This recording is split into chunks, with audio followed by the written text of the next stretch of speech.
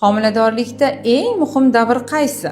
Ko'pchilik bu savolga turlicha javob beradi. Kimdir boshidagi 3 oy deydi, yana kimdir esa oxirgi haftalarni e'tiroflaydi. Ammo aslida eng muhim davr bu homiladorlikning birinchi trimestri, ya'ni birinchi 12 haftadir. Chunki bu davrda homilada yurak urishi paydo bo'ladi.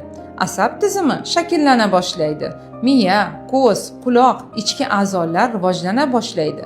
Ya'ni bolajon inson sifatida shakllanishi aynan ushbu davrda sodir bo'ladi. Shuning uchun aynan 12 haftaga qadar sog'lom ovqatlanish, vitaminlarni va foliy kislotasini qabul qilish, stressdan yiroqroq bo'lish, zarur tibbiy ko'riklardan o'z vaqtida o'tish muhim hisoblanadi. Sizda hali qorningiz bilinmasligi mumkin, lekin ichingizda hayot shakllanmoqda, sekin, ohista, lekin mo'jizaviy tarzda.